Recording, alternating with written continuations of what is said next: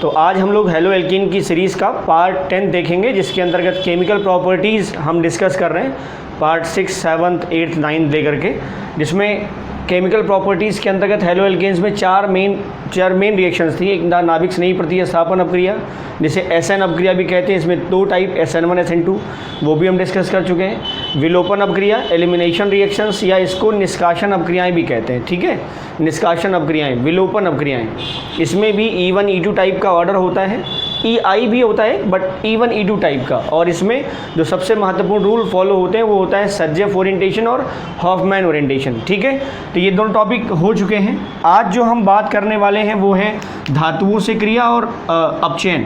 तो इन दोनों के बारे में हम डिस्कस करेंगे। क्लियर? अब देखते हैं में अगर आप रिएक्शन विद मेटल्स के बारे में देखें तो जो RX होता है वो कई प्रकार की धातुओं से क्रिया करता है और कई विशिष्ट यौगिक बनाता है। अलग अलग परिस्थितियों में कई प्रकार के विशिष्ट यौगिक बनाता है, जिनका उपयोग हम कई जगहों पर कर सकते हैं। ठीक है, जैसे एल्किल हैलाइड मैग्नीशियम से क्रिया कर लेता है, जिंक से क्रिया कर लेता है, लिथियम से क्रिया कर लेता है, सोडियम से क्रिया कर लेता है, सोडियम और लेड के मिश्र धातु से क्रिया कर लेता है। तो इन सब धातुओं से क्रिया करके वो कई प्रकार के, कैडमियम से भी क्रिया कर लेता है, ठीक है, कॉपर से भी क्रिया कर लेता है। तो कई प्रकार के यौगिक बनाता है, जिसमें से हम कुछ डिस्कस करने वाले हैं। मैग्नीशियम के साथ, जिंक के साथ, लिथियम के साथ, सोडियम के साथ। सोडियम लेड का मिश्र धातु है, सोडियम लेड का मिश्र धातु। ठीक बेटा, इनके बारे में देखना है। अब एक एक करके देखते हैं।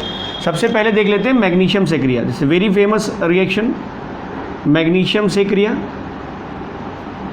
तो एल्किल हैलाइड, सीधे देखें अगर आप, ये एल्किल हैलाइड, ये है शुष्क, ध्यान रखिएगा, ये भी शुष्क है।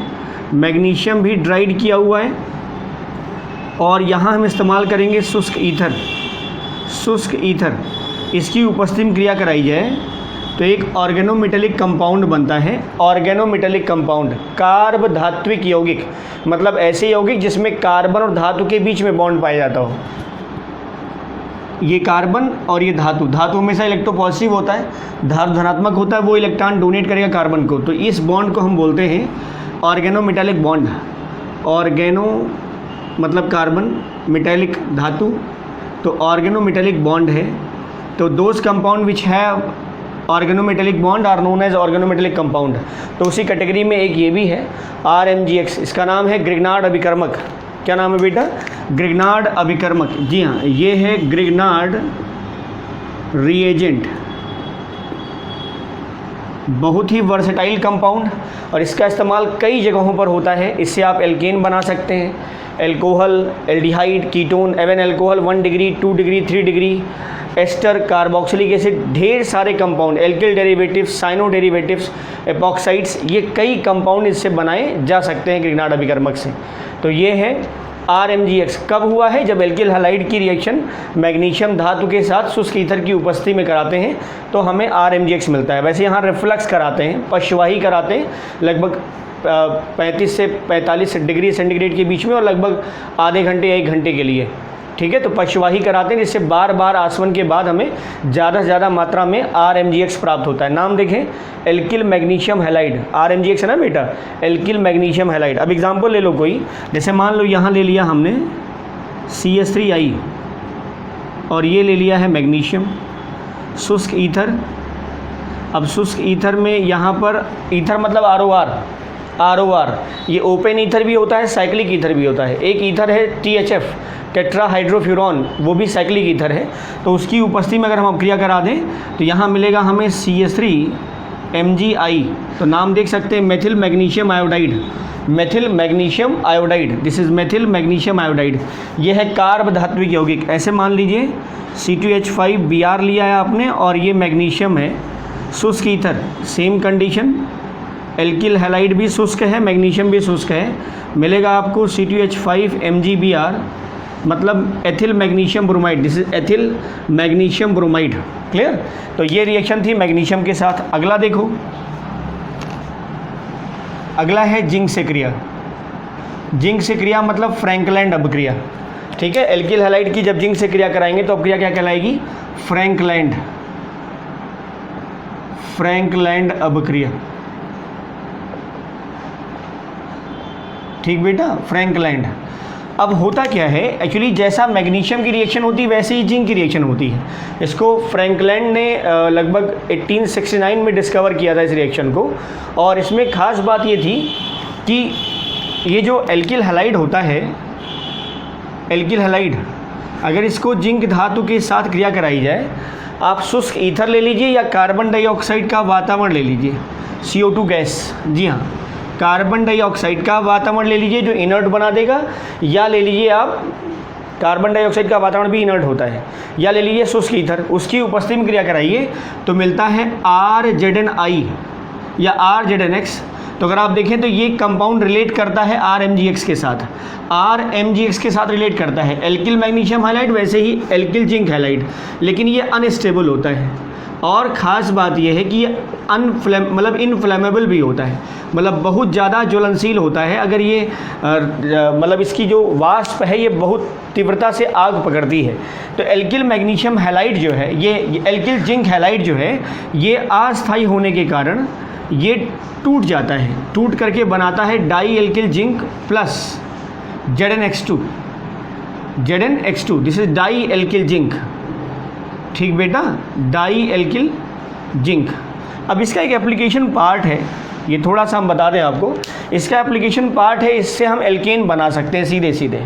ठीक है, वैसे डायरेक्टली अगर हम कहें फ्रैंकलैंड से तो एल्केन बन जाएगा, लेकिन एज जब कंपाउंड शुरू में बनता है, अगर आपसे सीधे वन वर्ड क्वेश्चन पूछा जाए कि एल्किल हैलाइड की रिएक्शन जिंक से कराने पर क्या प्राप्त होगा, तो प्राप्त हमें ये मिलेगा, डाई एल्किल जिंक। इसका एक एप्लीकेशन पार्ट है कि अगर हम डाई एल्किल जिंक को जल के साथ या एल्कोहल के साथ क्रिया करा दें तो वहाँ हमें एल्केन प्राप्त हो जाता है। ठीक है, तो इसके रिजल्ट में आएगा, मतलब इसके एप्लीकेशन पार्ट में है कि वहाँ हमें एल्केन प्राप्त होगा। देखो जरा कैसे, अगर हम डाई एल्किल जिंक को जल के साथ क्रिया करा दें, यहाँ एल्कोहल भी ले सकते हैं आप, एल्कोहल के साथ क्रिया कराएंगे तब भी हो सकता है, तो हमें क्या मिल जाएगा, RH प्लस ZnOH का होल ट्वाइस।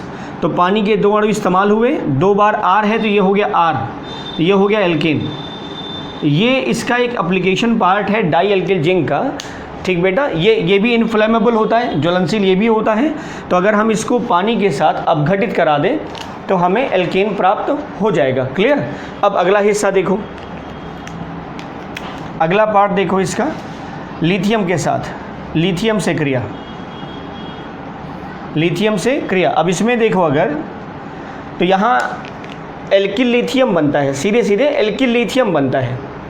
ठीक है, एक हमने रिएक्शन दिखाई दी आपको वुर्ज रिएक्शन के साथ कोरे हाउस अपक्रिया, कोरे हाउस अपक्रिया, अगर वो देखेंगे तो वहाँ डाई एल्किल लिथियम क्यूपरेट का एक सॉल्ट बनता है, वो भी रिएक्शन जो है इसके अंतर्गत शामिल करा सकते हैं, जहाँ पे एल्किल हैलाइड की रिएक्शन हम, जिससे हम सम कार्बन के एल्केन या विषम कार्बन के एल्केन भी बना सकते हैं। ठीक है, कोरे हाउस रिएक्शन से भी हम एल्किल हैलाइड का यूज़ इस रिएक्शन के अंतर्गत देख सकते हैं।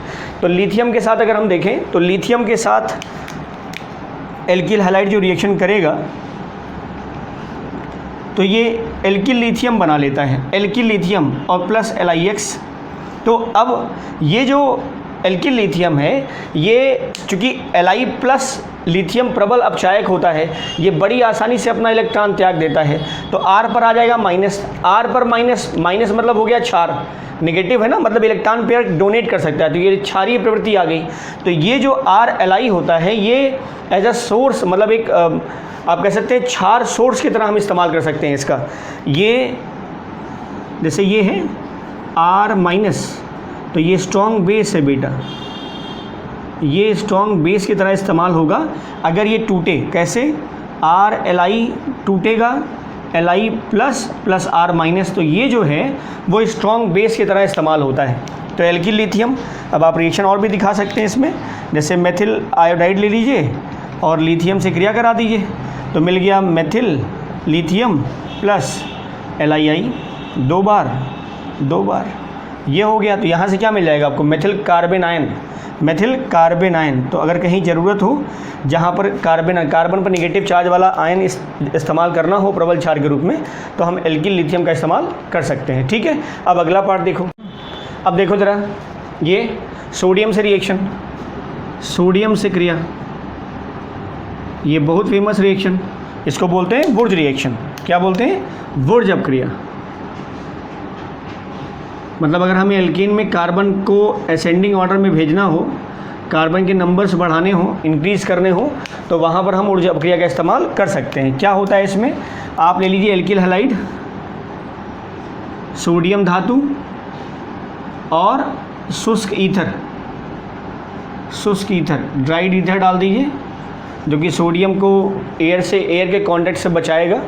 तो सोडियम बहुत ही ज़्यादा मतलब टार्निश भी होता है, सोडियम हाइग्रोस्कोपिक भी होता है, सोडियम डेलिक्विसेंट भी होता है, तो वायुमंडल की नमी को ये अवशोषित भी कर सकता है, इसलिए बचा के रखना है। इसलिए सोडियम को मिट्टी के तेल में रखा जाता है। तो इस रिएक्शन में हम शुष्क ईथर का इस्तेमाल कर रहे हैं। अब यहाँ पर R और R मिल जाएगा, मतलब ये हो गया हायर एल्केन और प्लस NaX, तो ये 2 टाइम्स यहाँ से और यहाँ से निकाल सकते हैं, तो ये हो गया बेटा एल्केन। दिस इज़ वुर्ज रिएक्शन, ठीक है।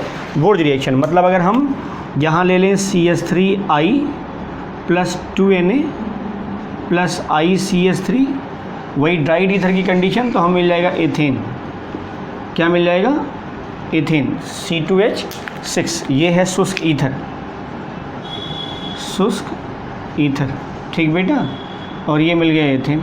अब अगला देखो, सोडियम और लेड के मिश्र धातु से क्रिया, सोडियम और लेड के मिश्र धातु से क्रिया, ये सोडियम लेड मिश्र धातु से क्रिया। तो इसमें अगर हम देखें तो एल्किल हैलाइड को, एल्किल हैलाइड और ख़ासकर क्या आप ले लीजिए एथिल ब्रोमाइड, उसी का एग्जांपल हम दिखाते हैं। बहुत वर्सटाइल कंपाउंड है, यूज़फुल बहुत है वो। सोडियम लेड का मिश्र धातु लिया है, शुष्क ईथर, होगा क्या, यहाँ पर C2H5 होल 4 Pb बनता है और प्लस Pb प्लस NaBr, ये अलग हो गया। ये मिश्र धातु है ना, ये सोडियम लेड का मिश्र धातु, तो ये एथिल ब्रोमाइड सोडियम लेड मिश्र धातु से क्रिया करके बनाता है। ये 4 बार एथिल है तो नाम देते हैं tetra ethyl lead, tetra ethyl lead, ठीक है। इसको बोलते हैं टेल, शॉर्ट में TEL, tetra ethyl lead, clear. अब ये है क्या, इसको बैलेंस कर दो, 4, ये हो गया 4, यहाँ पे भी कर दो 4, ये 3, ये कर दो 4, हो गया। तो tetra ethyl lead, tetra ethyl lead क्या होता है, ये जो है ये बेटा एंटी नॉकिंग एजेंट है, एंटी नॉकिंग एजेंट, ठीक है। अपस्फोट रोधी यौगिक होता ये है, जो गाड़ियों के इंजन होते हैं उसमें एक चैम्बर होता है कंबशन चैम्बर, तो उसमें ईंधन की वाष्प और ऑक्सीजन के मिश्रण को स्पार्क कराया जाता है। ईंधन जो फ्यूल है और ऑक्सीजन उसके मिश्रण का स्पार्क कराया जाता है। स्पार्किंग टाइम में अगर कुछ फ्लक्चुएशन आ जाए, कुछ फ्लक्चुएशन आ जाए तो ये जो कंबस्ट हो रहा है फ्यूल, जो हाइड्रोकार्बन ऑक्सीजन के साथ जल रहा है, दहन हो रहा है, उससे जो प्राप्त ऊर्जा है वो सही समय पर पिस्टन में नहीं पहुंच पाती, जिससे होता क्या है, ऊर्जा की कुछ मात्रा उस इंजन की दीवार से टकराती है और टकरा करके शोर उत्पन्न करती है। इस घटना को हम कहते हैं अपस्फोटन। इस घटना को क्या कहते हैं हम, अपस्फोटन, ठीक। इसी अपस्फोटन को रोकने के लिए जो पदार्थ मिलाया जाएगा वो कहलाएगा अपस्फोट रोधी यौगिक, जिसमें सबसे बेहतर एग्जाम्पल है ये C2H5 का whole 4 Pb, tetra ethyl lead, जिसे हम शॉर्ट में क्या बोल रहे हैं, टेल।